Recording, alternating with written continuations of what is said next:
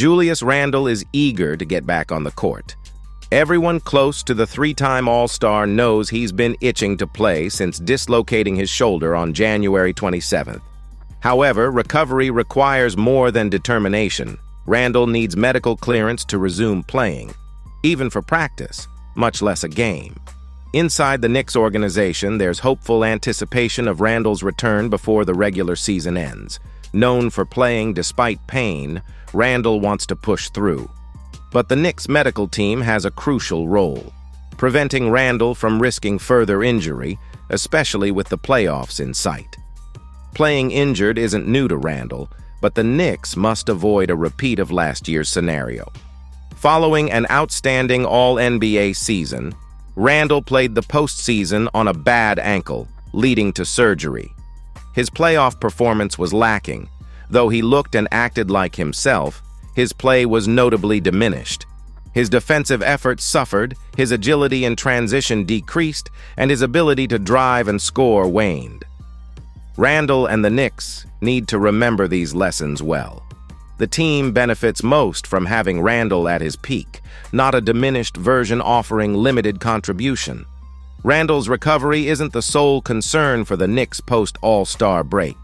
Here are 5 significant points to watch as the Knicks approach the season's final stretch. Is full health even attainable for the Knicks? The Knicks desperately needed the break. With Mitchell Robinson recovering from ankle surgery, OG Anunoby coming back from elbow surgery, and Isaiah Hartenstein, Achilles, Dante DiVincenzo, hamstring, Bojan Bogdanovic all missing the last game before the break, and Jalen Brunson having an ailment here and there. Not to mention Julius Randle. That's 7 key players that have missed time. This spate of injuries explains the recent losses. The Knicks finished the month of February with a 4-8 record, diminishing the momentum they built in January.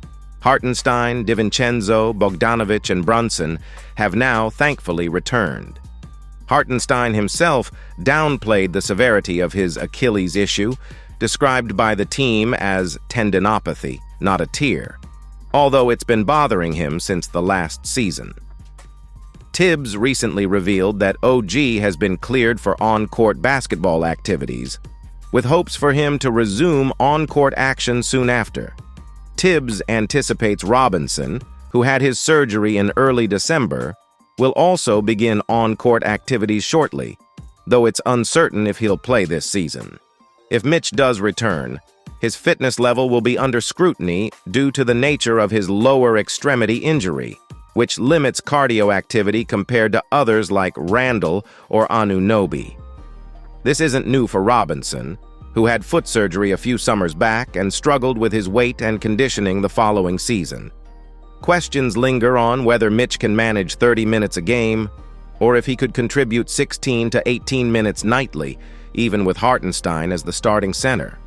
Should Robinson rejoin the lineup this season, it's uncertain how this will affect the playing time of Precious Achiuwa, who has been outstanding defensively and rebounding, leading the league in minutes over the last 3 weeks. Before we move on, we know you wouldn't want to miss out on more exclusive content like this. So, make sure to hit that like button and subscribe to our channel to stay updated with all the latest in the world of the Knicks. Let's continue. To what extent have injuries shifted our expectations for this season? Initially, reaching the second round seemed sufficient. However, following the OG trade, aspirations soared to the Eastern Conference Finals and possibly further. What is our current position, and how do we define a successful season now?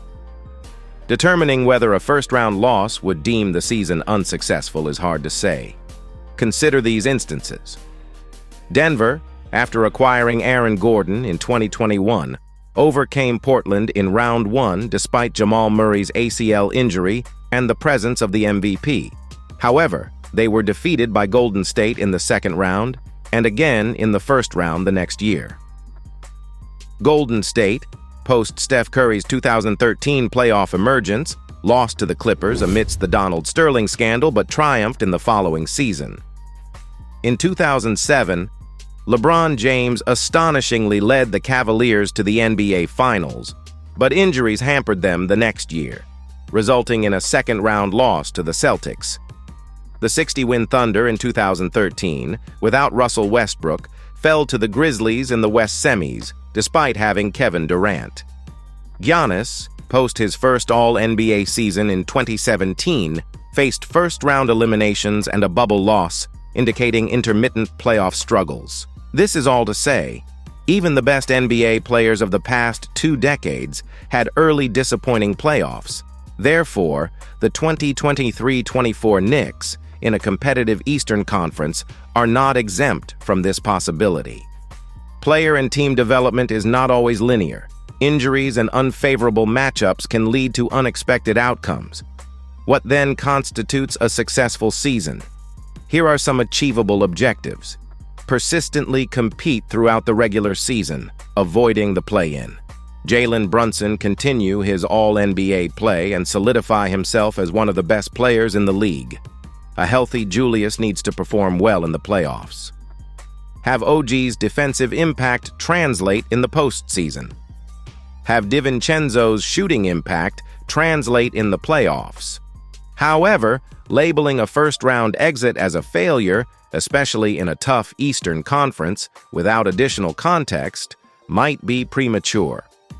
Will Jalen Brunson earn his first All-NBA distinction? Brunson has just made his debut in an All-Star game, and now, the possibility of further recognition looms. The All-NBA teams have shifted to a position-less format this year, letting voters pick the top 15 players regardless of their positions. This change particularly favors Brunson, who ranks 8th in the league in points per game. His formidable performance is more likely to be recognized now that the depth in the guard position isn't a limiting factor. Brunson's standout status as the leading player on a team poised to break into the top 4 of its conference bolsters his case. Should the Knicks climb the standings as they return to full health, Brunson's prospects for making an All-NBA team could significantly improve. Additionally, a new eligibility rule requiring players to participate in at least 65 games could work to Brunson's advantage. High scorers like Joel Embiid, who is sidelined by injury and won't meet the game count, and Tyrese Halliburton, at risk of missing the cut due to missed games, will be out of the running for postseason accolades, reducing Brunson's competition. With certain stars like Nikola Jokic, Luka Doncic, and others seen as shoo-ins for All-NBA selection, competition remains stiff. Devin Booker is another name that merits consideration, though the Suns' uncertain playoff positioning complicates predictions of multiple All-NBA honors for the team. This leaves a handful of slots open for a crowded field, including notables like Booker, Halliburton, Donovan Mitchell, and Brunson, among others. With the likelihood that some contenders will not meet the 65-game requirement, Brunson, recently finishing 7th in an MVP preference poll, has a real shot at securing one of the coveted All-NBA spots. If Julius Randle is unable to play for the rest of the season, is advancing past the first round still achievable for the Knicks? The Knicks not only have the potential to move beyond the first round, but they could still reach the conference finals. Here's why.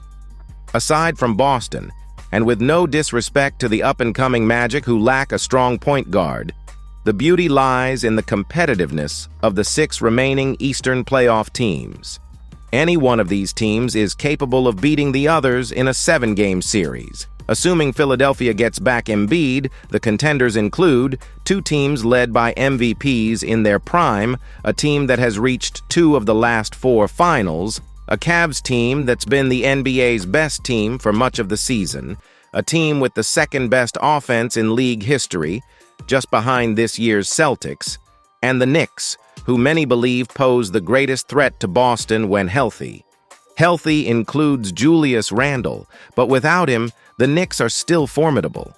They've already overcome Cleveland without Randle at his best. The Heat have shown signs of aging and inconsistency. Indiana is inexperienced, and Philadelphia might lack a fully fit Embiid. This leaves Milwaukee, which is coming together but has a coach who has seen his share of playoff disappointments in Doc Rivers. The key factor could be Bogdan Bogdanović.